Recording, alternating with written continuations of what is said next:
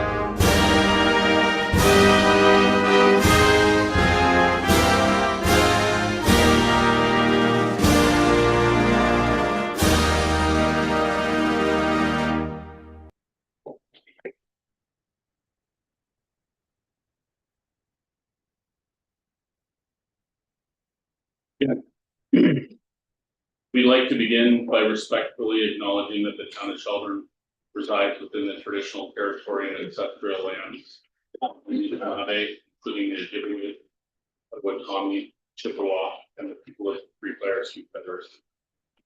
These traditional territories upon which we live, work, play, and learn are steeped in rich Indigenous history and traditions.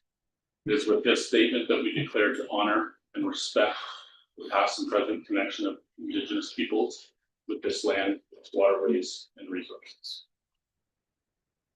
I do ask any that has a pecuniary interest, either declare that now or at that point in our agenda tonight. That does take us on to adoption of the minutes. So we do have the minutes from October 6th before you. I get them for a second. By Kyle, seconded by Glenn.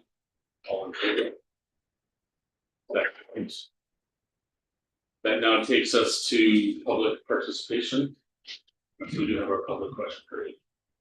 No questions happened. No. Any questions from the gallery tonight? Seeing none. That does take us to a proclamation. We do have a proclamation tonight. That is for Veterans Week, which is November 5th through 11th.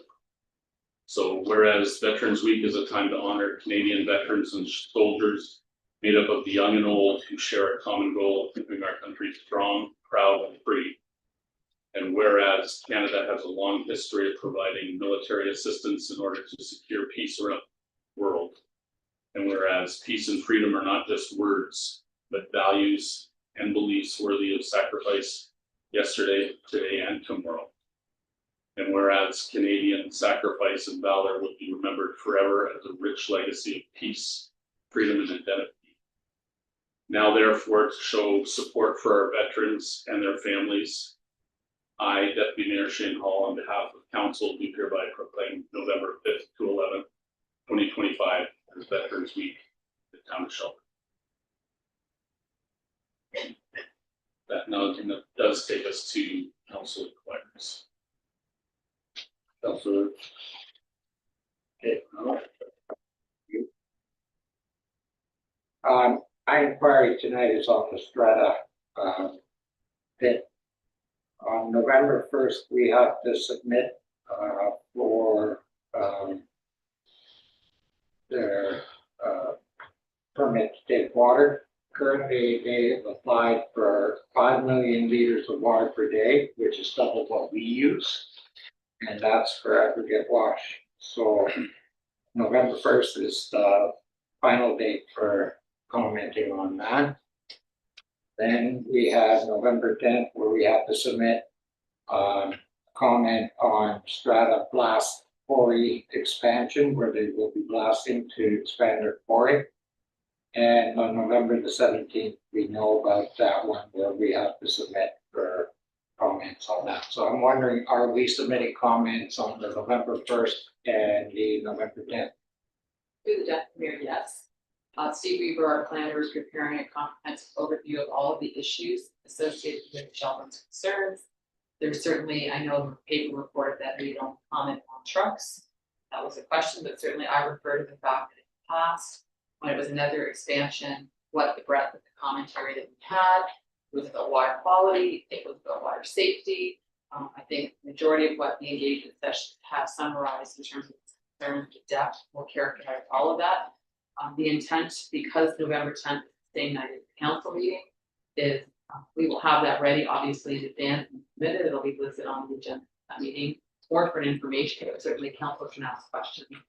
The county's also sent around as of today a summary of a template which lower tiers are able to use. If they choose, it's a bit shorter than we anticipate submitting in terms of the detail that affects Shelburne. But I guess long answer to a short question, yes, yes, and yes. So I'll pass this to you, and those are the environmental registries where we can submit to on there.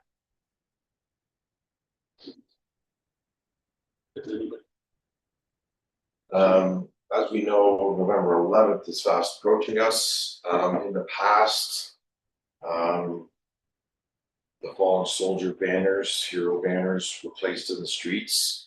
The last executive at the Legion voted to keep them in-house. We've had a lot of members asking them to be put back out on the streets again. So I'm just asking if that's possible again. Through your worship, that should be, we just need to schedule it with the operations team, get the proper equipment in for it, but, yeah, we can have access to work. Yeah, we're having a meeting tomorrow night to see what the general has to say about it, so I'll update everybody. That's great. Through the chair, it's my understanding from past discussions with Legion members is that some of those banners are not in a good state of repair. The one year there was a windstorm and they do require to, some of them, I'm not sure. No, they fell off the hangers through the wind, but they're all fine. There's no rips or tears. So, but I'll let everybody know. I'll update everybody Wednesday morning. Thank you.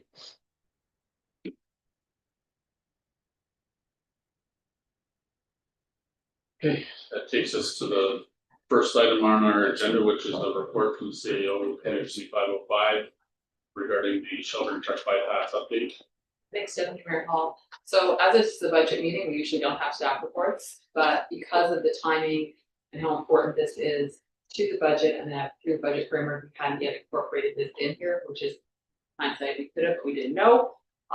So we're moving forward with hopefully a strategic approach to moving the truck bypass dream closer to reality.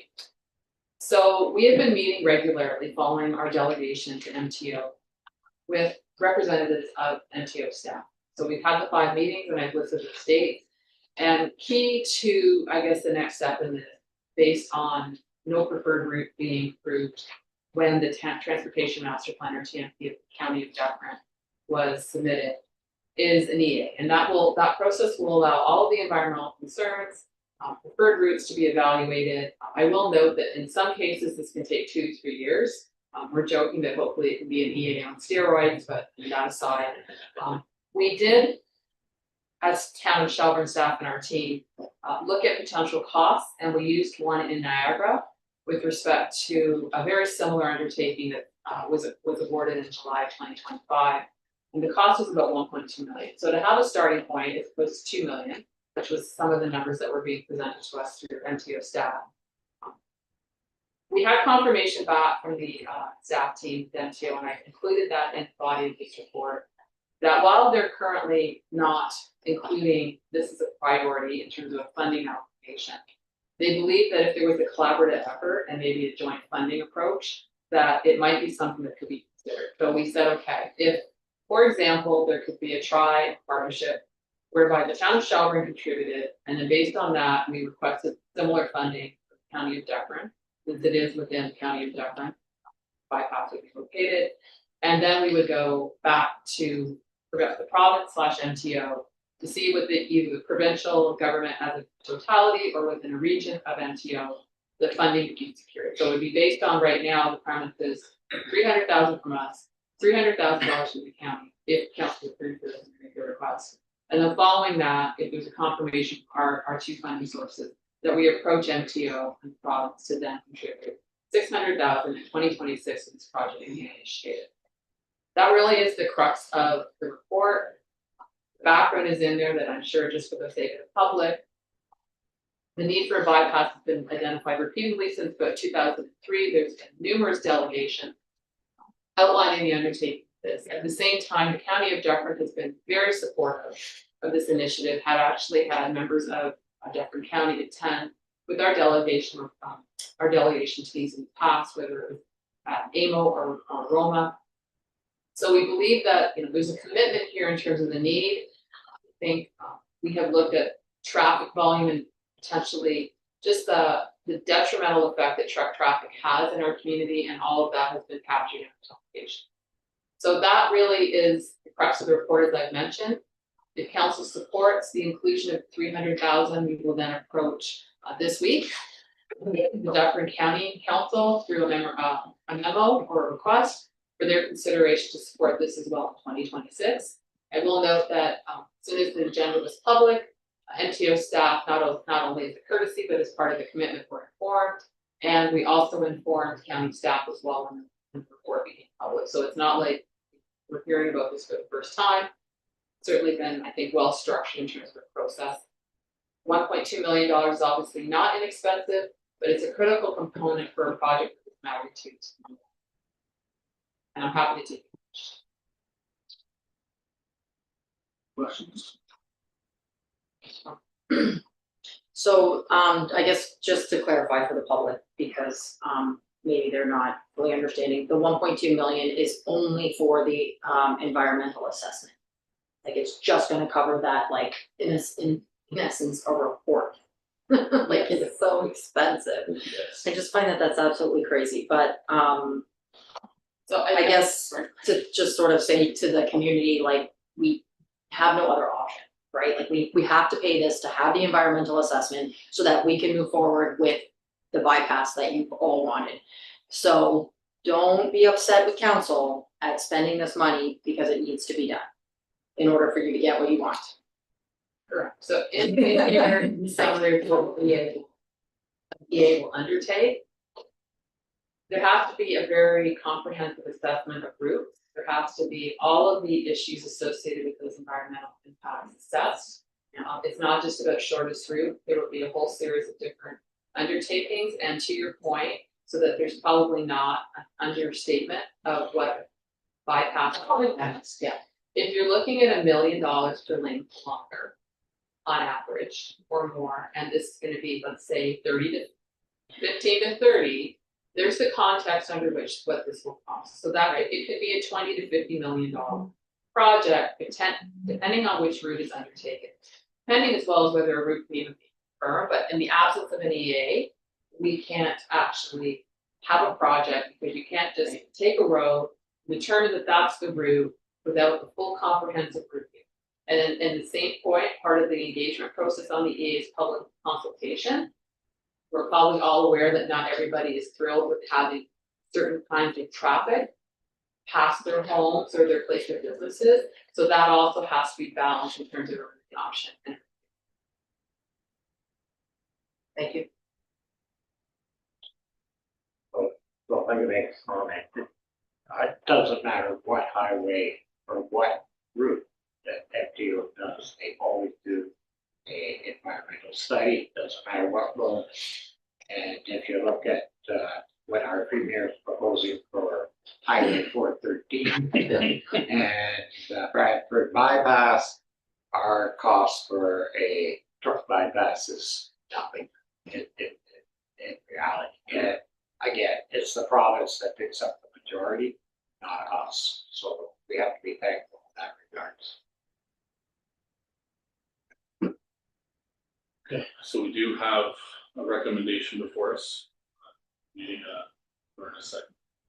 Included by Dan, second by Walter. I'll just read it out before we vote. Be it resolved that the council receives report CAO 2025-05 regarding the Shelburne Truck update and completing an environmental assessment for information, and that council supports the recommendation of 300,000 contribution towards an estimated $1.2 million cost for a Shelburne Truck bypass EA as included in the draft 2026 budget, and that the town of Shelburne requests matching funding of 300,000 County of Dufferin in 2026 for the EA, and that pending the confirmation of the 300,000 funding support from the County of Dufferin, town of Shelburne requests funding of 600,000 from the Ministry of Transportation, Province of Ontario, to undertake an EA for the Shelburne Truck bypass estimated to cost $1. All in favor? Carries. That now takes us to what tonight's all about. So again, we'll hand it over to the Director of Financial Services. Thank you, and through the deputy mayor and the mayor attending virtually. Just gonna share the screen.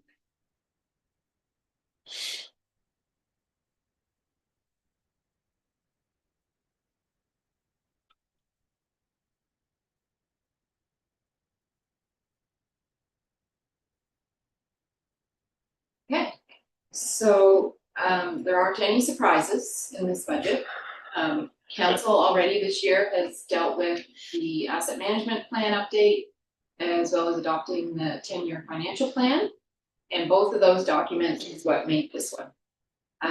We've also brought to council the budget framework report. So anything that's in here, you should have already been pretty much aware of. This is our table of contents if we want to refer back to it later during discussions. So this year's budget timeline looked a little bit different because of the new legislation for the strong mayor powers. But here we are tonight on October 27th, discussing and having a working meeting on the draft budget. The amendment and veto period under the new legislation will be from October 28th through to November the 19th. And council is aware of those stipulated timeframes for requesting amendments to the budget, and the mayor having an opportunity to veto those amendments, and then council having an opportunity to override the mayor's veto. After all that, we can present to the public on November 24th, which is also not a requirement of the new legislation, but we are still under the status quo for our budget timeline. We are still presenting to. On December the 8th, we would normally pass the bylaw to adopt the budget. I attended a meeting today and we also learned that you don't have to pass a bylaw anymore. So that remains to be seen. I'm so comfortable bringing a bylaw to council to pass, and the auditors would be very happy that we did. So we'll just stick to our original budget timeline, and I don't think we're breaking in major laws. So the amount to be raised by taxation is summarized here, and of course it's our expenditures minus our revenues gives us the amount that we need to raise for operating and capital needs. And in this budget, 1% of the levy represents $114,737,000. The budget framework report that was presented to council on October the 6th included 3 suggestions, and that was to prepare an overall budget with a tax rate increase not to exceed 5%. It included 2 new staff positions, and it also made the suggestion that if required, we would use a portion of the OPP savings to keep the budget or the tax rate at 5%, which is what we did in 2025 as well. So we don't have the estimated 2026 OPP billing, and we may not have it until as late as November 30th. So staff did an estimation of where we think our budget will come in at. And based on the letter that we received from the province that said it could be capped at 11%, we went with 11%. We took the worst case scenario and subtracting what we would have paid had we not gone to OPP, we estimate that our savings would be about 1.5 million. And as council is aware, every OPP billing has prior year reconciliation. So we are still anticipating that we would receive a credit for 2024 because we were still under the old billing model for that year. So we're estimating that credit to be 500,000, and that is down from what the credit was for 2023, which was 666,000. So we're using a conservative figure in there as well. So that takes our total savings to just over 2 million, and the amount that was required to keep the tax rate at 5% was 517,000. So we've deducted that from the savings, which leaves just over 1.5 million to be transferred into the non-restricted reserve that we set up in 2025, which would bring that reserve to just 3.3 million. Council will also remember that in 2025, after we adopted our budget, the OPP for the province sent out an amended billing statement to all municipalities, OPP police municipalities, because of the backlash they were receiving on the increase. So we did experience an additional savings at that time of 284,436, which we put into a reserve, and we called it like an OPP's billing stabilization reserve. So to cover that 11% increase, potential increase for 2026, we are pulling that reserve in to this budget as well. So a revenue comparison year over year.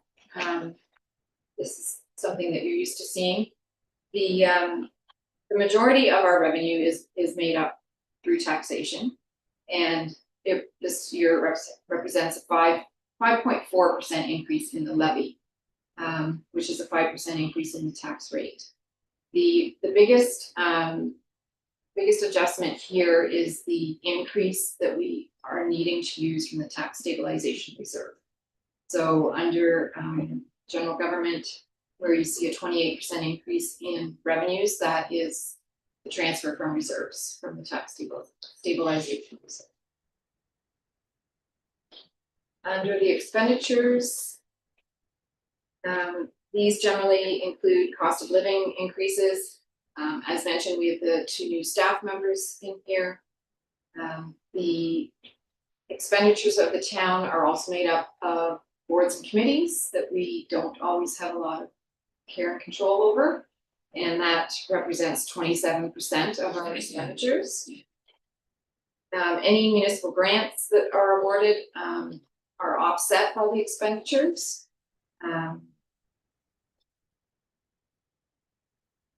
But in the budget process, because we are working on a cash basis, you still have to show full expenditure, even though it is being offset by grants. So even though you may see an increase here, there may be an offsetting increase on the revenue side as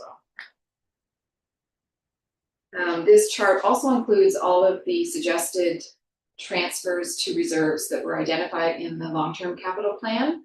Some of those were new. Some of those were returning reserves that we had stopped transferring, and because we had built up some money in those reserves, but now we need to continue building them back up again. So the homeowner impact, as I mentioned, the growth this year is low, and we've been fortunate the last 3 years of this term of council to have some significant growth figures in our assessment. But this year, we've been warning you, and this is the year it happened. Our growth is less than 1%. It's less than 0.5%. So because of that, in order to raise the levy 5.4%, it requires a tax rate increase of 5%. And coincidentally, this was talked about at the the Strong Mayor's meeting today, council sets the tax rate, but the mayor sets the levy. So it's a little odd. Some municipalities are presenting these numbers separately, but I see a benefit to having it all provided to you in the same format. So MPAC is claims they are still working on updating assessment figures, but for this budget, not so much. And the train of thought. Road assessment. Anyway, here's the comparison chart that you'd like to see. Well, shows all of the assessed values and the different increases depending on what type of property you own within the town. And this is the draft organizational chart. It was included in the budget framework report. And the two green positions of payroll and benefits coordinator and an additional operator laborer, which were primarily needed in parks, especially with Fiddle Park up and running next summer. There will probably be a dedicated staff person assigned to that part. This slide is the regular slide that shows you where your tax dollars go on a $1 basis, and operations include cemetery, storm, and waste management. Other protective services includes crossing guards, bylaw enforcement, and conservation, which is the NVCA. The recreation and culture includes town's share of the library, CDRC, as well as the heritage and local cultural grants, the Fiddle Park, and town events and programming. Planning and development includes economic development and the BIA levy. So in 2024, the police protection dollar figure would have shown as 33 cents under the old billing model. Now it shows as 8 cents, with the additional 13 cents being transferred to the reserve as part of the savings. So still well under what we were paying prior to opening. For the general capital projects this year, in the budget, we've got just over $8 million identified.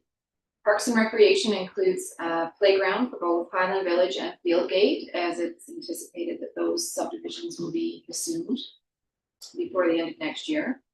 As well as we have some surface enhancements to the tennis and pickleball courts, as well as replacement fencing around Thunderfield at Greenwood Park. Most of those projects were identified in the long-term capital plan and the Parks and Recreation Master Plan. There is still some remaining work to be done at the Fiddle Park. So the funds that were set aside to cover those costs was primarily development charges and reserves.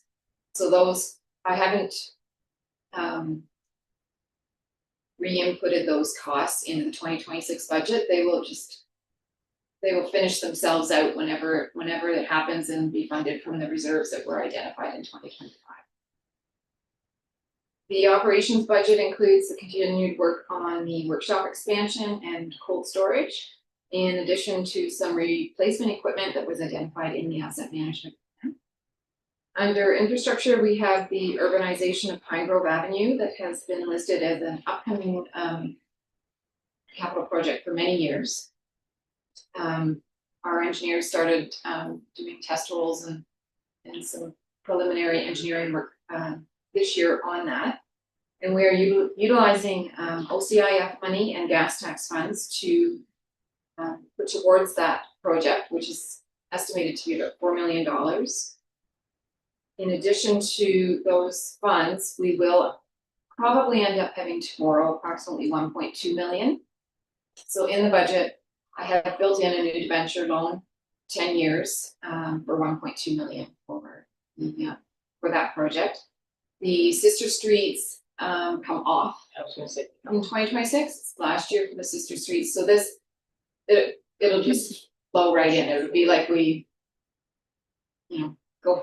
paying from one project to another. So it is timely in that respect. And gas tax will be used to pay the debt for the 10 years. Under town hall, we've got the HVAC, some HVAC upgrades. We have another bylaw vehicle replacement and a new columbarium at the cemetery. So with any long-term financial plan and strategy, as we discussed when we put forth the 10-year plan, a lot of those transfers to reserves is so that when we do capital projects, it doesn't affect the tax base.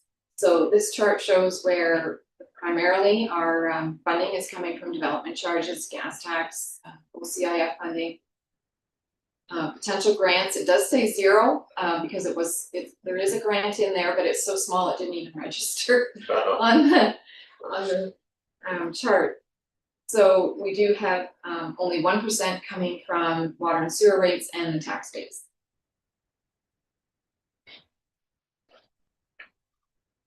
And this is our current existing infrastructure debt summary. It does not show the proposed new debt, but it does show the sewage treatment plant and the sister streets as being finished in 2026.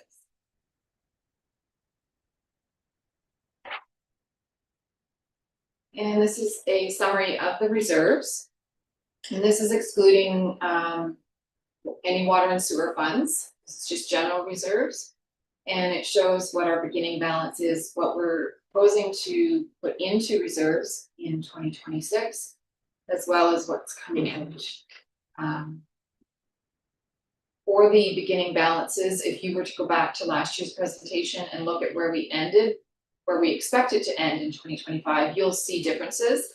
And that's because if a project didn't happen, those funds are not removed from the reserve. They stay there until that project does happen. So anything that's been transferred over into 2026 will be shown here as coming out.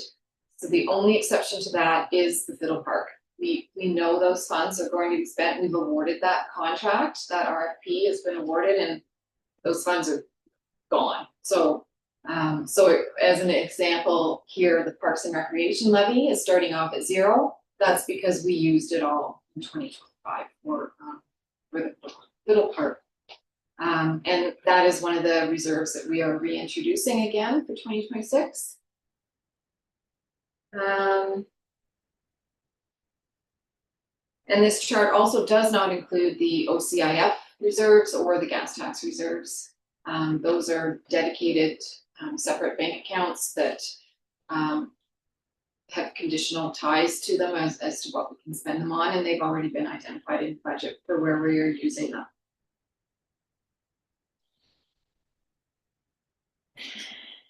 And that's the end. I'm trying to do that fast. And I've included the mayor on the last page here, as this is partly the mayor's budget. So if you have any questions, we answer them. With the sister streets coming off in 2026, how's that affect our borrowing capacity? It'll be fine because the sewage treatment plant's coming off as well, the phase 2. Yeah, so So I'm saying, do we have more, or are we at the limit again where we were a while back? Have we got more space, is what I'm trying to get at. there are a lot of factors that come into play with that, because our own source revenue has also increased. So with that amount coming off, naturally, that frees up that debt payment, and the debt payment for Pine Grove is going to be less than what it was for the sister streets. Yeah.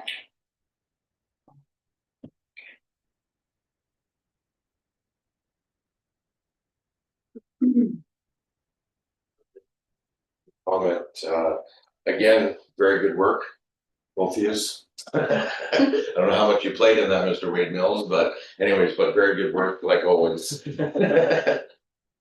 Well, thank you. It does take all Yes, the staff to keep it. thank everybody for I don't do us. this by myself. I know, thank everybody for us, so. Yeah. Those numbers are bad. It's okay. Really well done.